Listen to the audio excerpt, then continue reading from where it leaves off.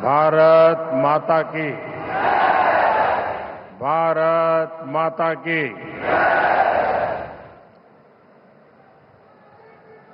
दिल्ली मुख्यमंत्री रेखा गुप्ता जी, दिल्ली के lieutenant governor Vinay Saxena ji, केंद्रीय मंत्रिमंडल में मेरे सहयोगी मनोहर लाल जी, हर्ष मल्होत्रा जी, तोखन साहू जी, प्रदेश सरकार के सभी मंत्री, सभी माननीय सांसद, माननीय विधायकगण और दिल्ली के मेरे प्यारे भाइयों और बहनों, आज हम सब दिल्ली में विकास को नई गति देने के लिए यहां इकट्ठे हुए हैं।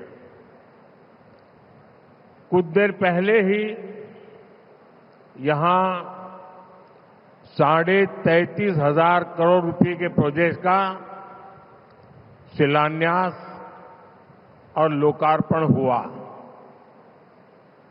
मेट्रो के विस्तार से लेकर हजारों सरकारी कर्मचारियों के आवासों तक देश की राजधानी में सुविधाओं का लगातार मजबूत विस्तार हो रहा है, एक नई मजबूती दी जा रही है। दिल्ली के आप लोगों ने एक साल पहले जिस नई उम्मीद और नए संकल्प के साथ यहां भाजपा की डबल इंजन सरकार बनाई थी, उसका परिणाम आज यहां विकास कार्यों में दिख रहा है। मैं दिल्ली के सभी नागरिकों को इस विकास की अविरत धारा के लिए बहुत बहुत बधाई देता हूं। साथियों, आज का यह कार्यक्रम एक और वजह से भी बहुत विशेष है। आज अंतर्राष्ट्रीय महिला दिवस है। आज भारत महिला सशक्तिकरण की नई गाथा लिख रहा है। यहां रेखा गुप्ता जी के सफल नेतृत्व में राजधानी का विकास हो रहा है। राजनीति, प्रशासन, विज्ञान, खेल या समाज सेवा का क्षेत्र, भारत की नारी शक्ति हर क्षेत्र में एक नई ऊर्जा से आगे बढ़ रही है। मैं पूरे देश की नारी शक्ति को आज महिला दिवस पर हृदय से बहुत बहुत बधाई देता हूं और राष्ट्र के विकास में उनके असीमित योगदान के लिए ऋण स्वीकार करता हूं और उन्हें अनेक अनेक शुभकामनाएं देता हूं ताकि वो समाज और राष्ट्र को निरंतर मजबूती देती रहे, राष्ट्र को निरंतर प्रगति की राह पर ले जाने में नई ऊर्जा देती रहे। साथियों, दुनिया का कोई भी व्यक्ति जब भारत जैसे विशाल लोकतंत्र के बारे में सोचता है तो अक्सर उसके मन में दिल्ली की तस्वीर आती है। दिल्ली केवल भारत की राजधानी नहीं है, ये भारत की पहचान भी है, भारत की ऊर्जा का प्रतीक भी है। इसलिए दिल्ली का विकास केवल एक शहर का विकास नहीं होता, यह पूरे देश की छवि से जुड़ा होता है। दिल्ली जितनी आधुनिक होगी, दिल्ली जितनी सुविधाजनक होगी, दिल्ली की कनेक्टिविटी जितनी बेहतर होगी, भारत का आत्मविश्वास दुनिया के सामने उतनी ही मजबूती से दिखाई देगा। और इसलिए मुझे खुशी है कि आज हमारी दिल्ली सुविधाओं और इंफ्रास्ट्रक्चर के मामले में तेजी से आगे बढ़ रही है। एक समय था जब दिल्ली में खराब व्यवस्थाओं की ही चर्चा होती थी। शहर के एक हिस्से से दूसरे हिस्से तक पहुंचने में कई कई घंटे लगते थे। बस स्टैंड्स पर बसों और ऑटो के इंतजार में माताओं बहनों का समय बर्बाद होता था। लेकिन आज दिल्ली की तस्वीर बदल रही है। कुछ ही दिन पहले दिल्ली नमो भारत जैसी तेज ट्रेन के जरिए मेरठ से जुड़ी है। इससे दिल्ली और पश्चिमी उत्तर प्रदेश के बीच यात्रा और आसान हो गई है। और आज मेट्रो फेज 4 के शुरू होने के साथ दिल्ली मेट्रो का नेटवर्क 375 किलोमीटर से भी आगे पहुंच गया है। दुनिया के बड़े बड़े शहरों में भी मेट्रो का इतना बड़ा नेटवर्क नहीं है। साथियों, आज जो मेट्रो का नया सेक्शन शुरू हुआ है, उससे राजधानी के लाखों लोगों को बहुत बड़ी सुविधा मिलने वाली है। खासतौर पर पूर्वी और उत्तर पूर्वी दिल्ली के लोगों के लिए अब रोज का सफर पहले से कहीं ज्यादा आसान होगा। इन सब के साथ ही गाजियाबाद, नोएडा, फरीदाबाद और गुरुग्राम जैसे एनसीआर के शहरों से दिल्ली के अलग अलग हिस्सों में आना जाना और भी आसान हो जाएगा। साथियों, आज का ये कार्यक्रम इस बात का भी प्रमाण है कि 1 वर्ष पहले दिल्ली ने जिस आपदा से मुक्ति पाई वो कितनी जरूरी थी। अगर यहां पर आपदा सरकार न होती तो ये मेट्रो फेज 4 प्रोजेक्ट बहुत पहले ही पूरा हो चुका होता। लेकिन आपदा वालों ने अपने राजनीतिक स्वार्थ के लिए दिल्ली के लाखों लोगों की सुविधा को ताक पर रख दिया था। अब यहां भाजपा सरकार बनने के बाद दिल्ली के चौतरफा विकास में बहुत तेजी आई है। साथियों, डबल इंजन की सरकार में दिल्ली की हर ट्रांसपोर्ट फैसिलिटी का अपग्रेडेशन हो रहा है। दिल्ली में हर दिन लाखों लोग बसों से सफर करते हैं। इसलिए हमारी कोशिश है कि दिल्ली के लोगों को साफ, आरामदायक और आधुनिक बस सेवा मिले। केंद्र सरकार द्वारा दी गई 4000 से अधिक इलेक्ट्रिक बसें आज दिल्ली के लोगों की सेवा कर रही है। और बीते केवल 1 साल में ही लगभग 1800 नई बसों को दिल्ली की सड़कों पर उतारा गया है। इनमें सैकड़ों देवी बसें भी शामिल है, जो दिल्ली की कॉलोनियां और मोहल्लों को आपस में जोड़ रही है। साथियों, करीब 10 वर्षों तक यहां जो आपदा सरकार थी, उसने विकास का हर काम ठप रखा था। अब दिल्ली से जुड़ी विभिन्न चुनौतियों के समाधान के लिए हमारी सरकार मिशन मोड पर काम कर रही है।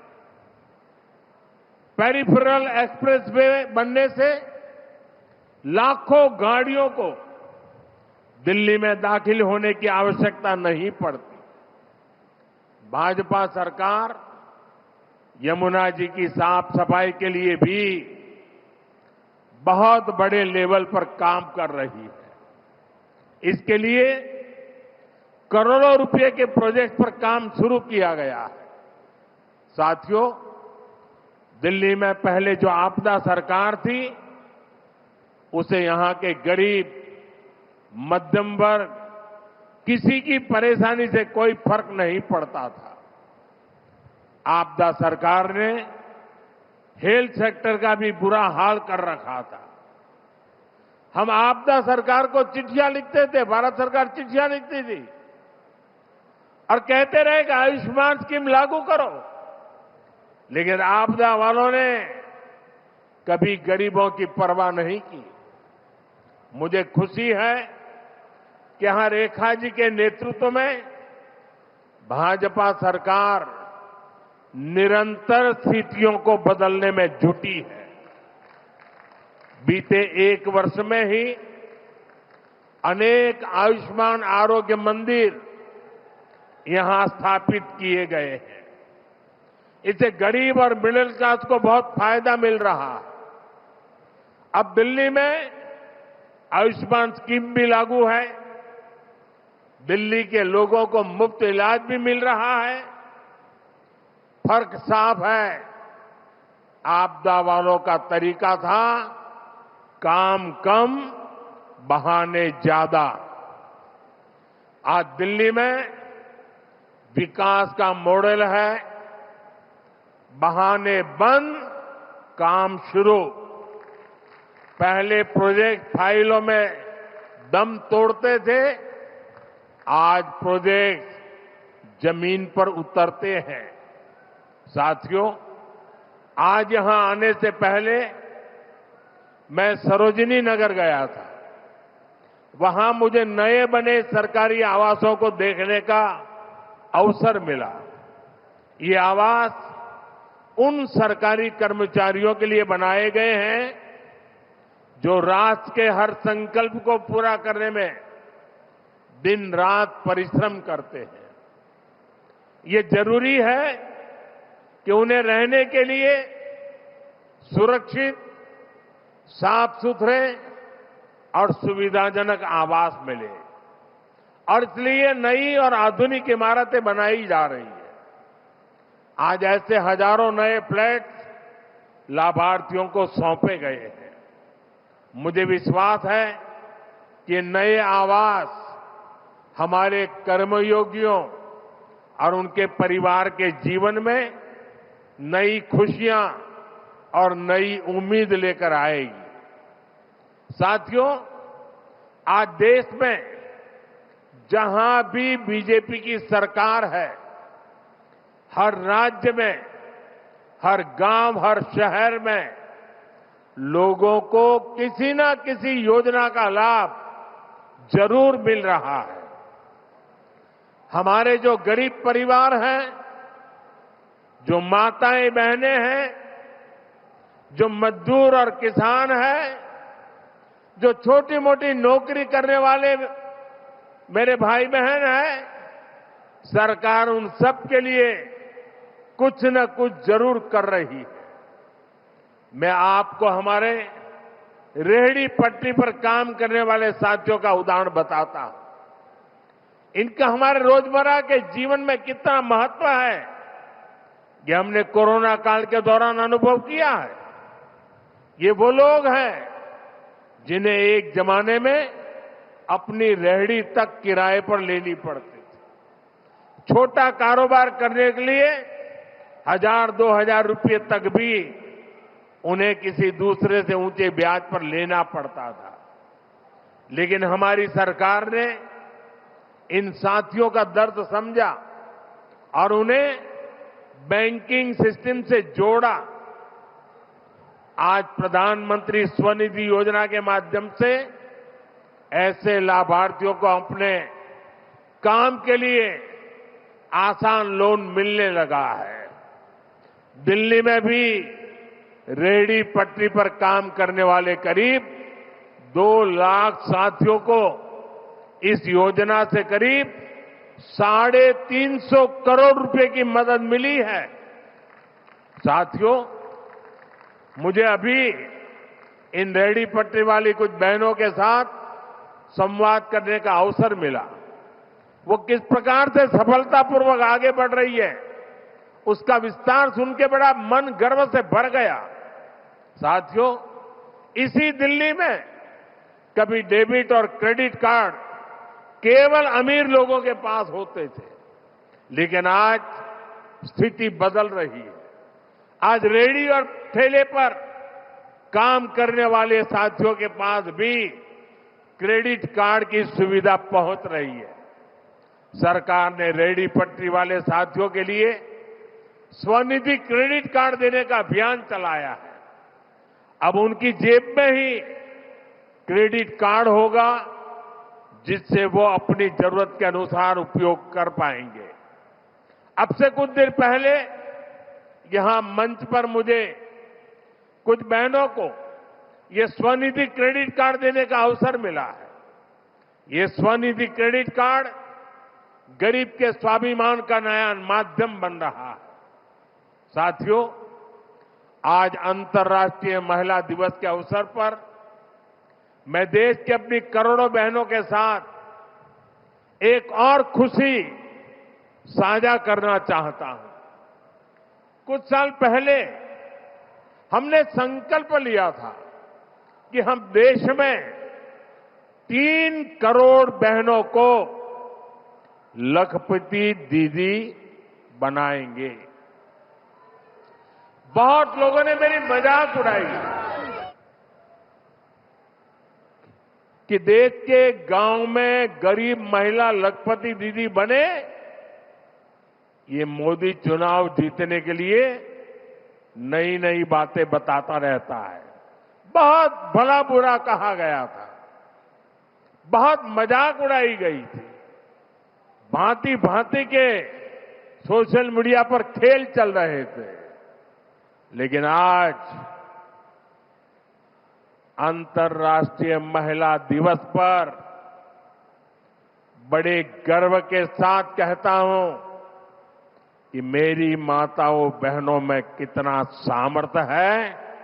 अगर उनको अवसर दिया जाए तो वो कैसे कैसे नई नई सिद्धियां हासिल कर सकती हैं। मुझे आज खुशी के साथ कहना है कि देश ने 3 करोड़ महिलाओं को लखपति दीदी बनाने का जो संकल्प किया था वो पूरा हो चुका है। 3 करोड़ से अधिक बहनें अब लखपति दीदी बन चुकी है।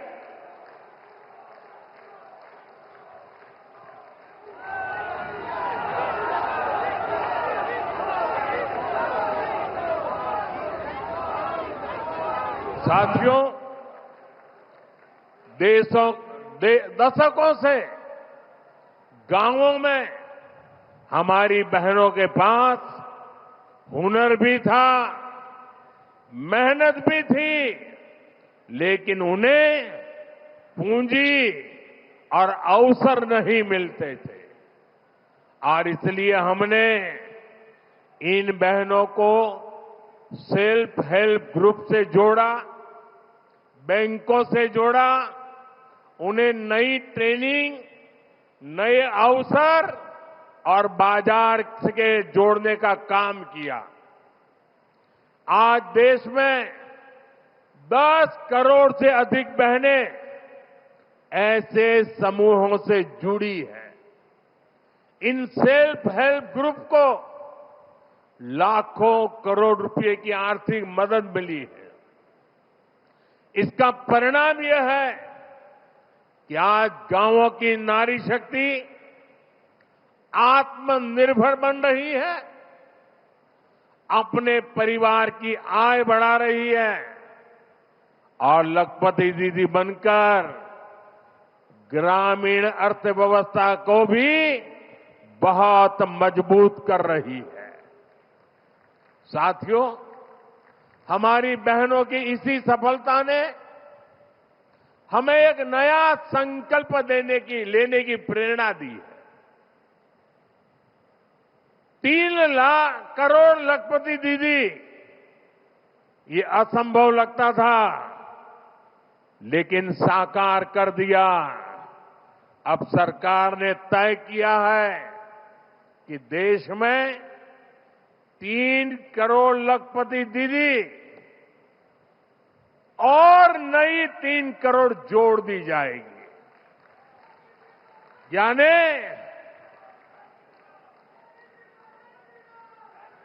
3 करोड़ लखपति दीदी बन चुकी।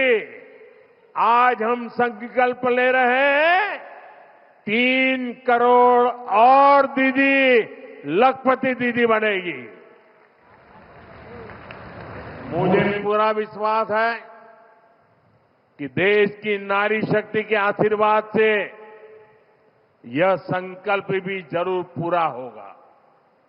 भाइयों और बहनों, आज जब देश अपनी माताओं, बहनों, बेटियों की सिद्धियों का गौरव गान कर रहा है, तब मैं दिल्ली वालों के साथ, देशवासियों के साथ एक पीड़ा भी साझा करना चाहता हूं।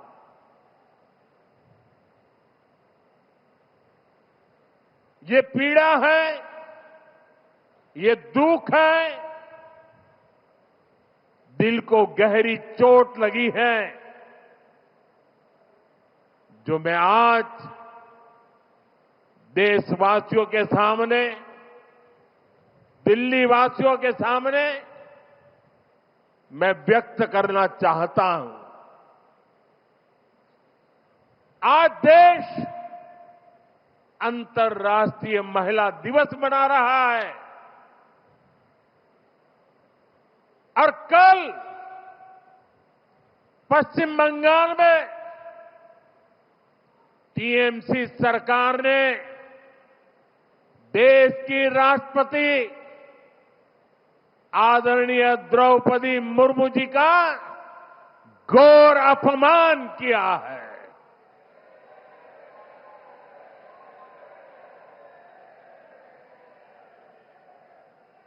द्रौपदी मुर्मू जी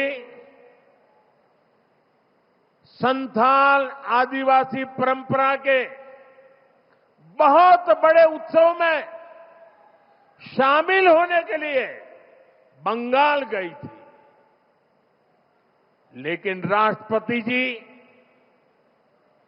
और उस कार्यक्रम का, आदिवासियों के उस महत्वपूर्ण कार्यक्रम का, आदिवासियों का गौरव करने के बजाय टीएमसी ने आदिवासियों के संथाल लोगों के यह अत्यंत पवित्र और महत्वपूर्ण कार्यक्रम का बहिष्कार किया और राष्ट्रपति का बहिष्कार किया। वो स्वयं आदिवासी समाज से आती है। संथाल आदिवासी समाज के विकास के लिए उन्होंने चिंता की है। टीएमसी सरकार ने उस कार्यक्रम को बदइंतजामी के हवाले कर दिया। साथियों, ये राष्ट्रपति जी के अपमान के साथ साथ देश के संविधान का भी अपमान है, देश के संविधान के स्पिरिट का भी अपमान है, लोकतंत्र की महान परंपरा का भी अपमान है। जिन्होंने जीवन के संघर्ष से तपकर ऊंचाइयां हासिल की हैं, ऐसी हर बहन बेटी, ये उसका भी अपमान है। साथियों, हमारे यहां कहा गया है, अहंकारे हतः पुष्टः समूलम च विनश्यति, यानी अहंकार में चूर व्यक्ति कितना भी शक्तिशाली क्यों न हो, अंततः नष्ट हो जाता है। मैं आज देश की राजधानी से आप सभी के बीच ये आह्वान कर रहा हूं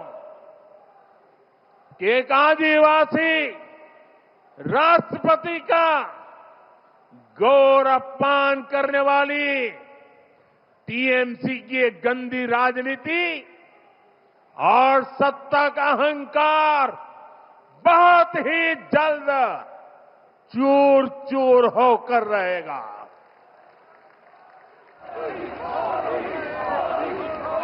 पश्चिम बंगाल की प्रबुद्ध जनता टीएमसी को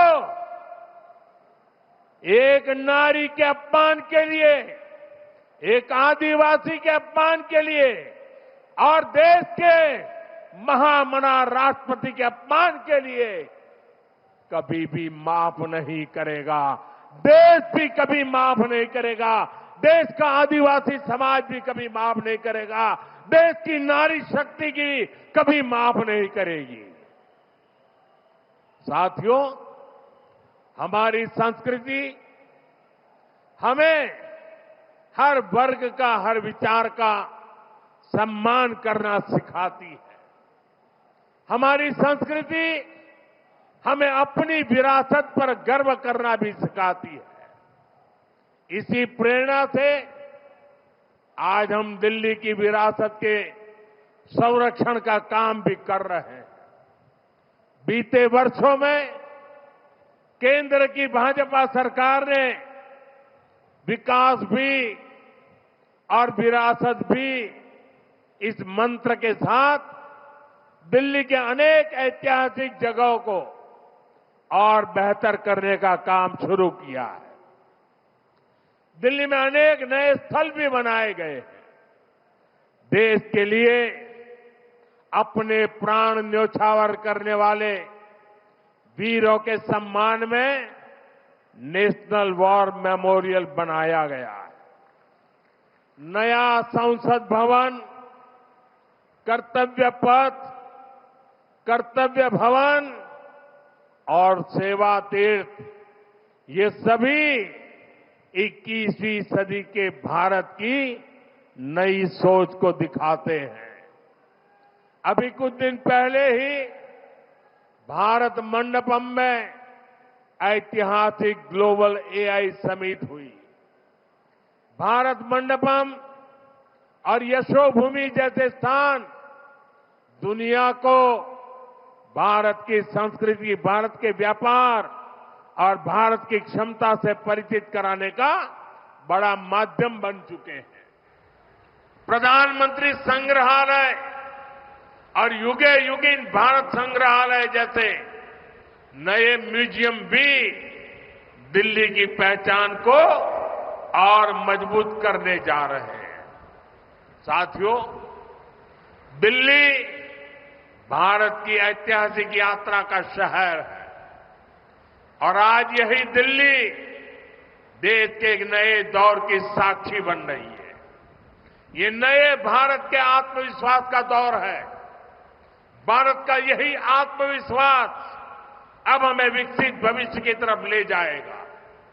इसलिए हम सभी को मिलकर अपने हर संकल्प की सिद्धि के लिए काम करते रहना है। मुझे विश्वास है रेखा गुप्ता जी और उनकी पूरी टीम के नेतृत्व में दिल्ली में विकास का हर काम और अधिक गति पकड़ेगा। दिल्ली के हर परिवार का जीवन बेहतर होगा, सुखी होगा, समृद्ध होगा इसी सद्भाव के साथ एक बार फिर सभी विकास कार्यों के लिए मैं आप सबको बहुत बहुत बधाई देता हूं, बहुत बहुत शुभकामनाएं देता हूं। मेरे साथ बोलिए भारत माता की, भारत माता की, वंदे वंदे वंदे वंदे वंदे वंदे वंदे वंदे वंदे। बहुत बहुत धन्यवाद।